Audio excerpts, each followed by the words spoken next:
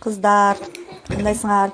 Мен мына Мореке мени өткөндө жаңы жылдын алдында Аламединский рыноктон алган болчумун телефондучу. Азыр эми мону баягыдай бир жолу айтканда ишенген эмесмин, бирок азыр мына салып көрөлү десек, мына ичине мындай кылып чыгып атат. Акырын кетсеңиз Айылжа. Анын ичинде эмне бар экенин көрөлү дегенбиз. Мынакей, кара, мондай болуп жидкость. Ичинде салафан, анын ичинде эмне жүрөт койсоңуз, эми таблетка жүрөт. Таблетка эмне? Акырын кетсеңиз, биринчи алдан кесип алсаңыз.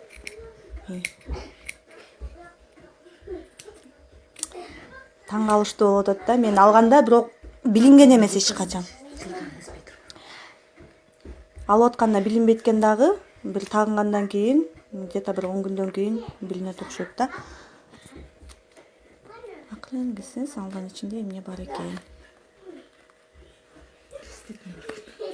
Суу бар экен, биринчи жидкость бар экен. Прям шариктей болуп көрүнөт экен. Мына. Бунун ичинде мынакей. Прям силиконго жармашылган. Эмне жабышкан бул? Алсаңыз.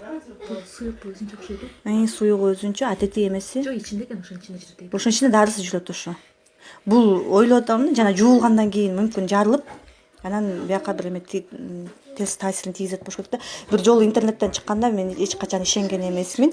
Мына ичинде норекиндей тоголок дарылар жүрөт. По-моему, эмне бул? Мынакей. Мынакей мындай шарик экен. Дагы жүрөт биягында. Биягында дагы экен. Бул билинбей. Мынакей, бул экинчи тарабындагысы.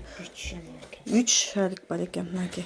Бул билинбей отуруп, биз жуулган сайын бул жарылмактагы акырындык менен эзилип, бизге мүмкүн какой-то бир зыяндарын тийгизмек болуш керек. Мурда интернеттен чыкканда рак оорусун берет экен дегенде мен эч ишенген эмес болчумун, бирок бул өзүмдүн көзүм менен көрүп, мына мен ишенип тоо деп отурам.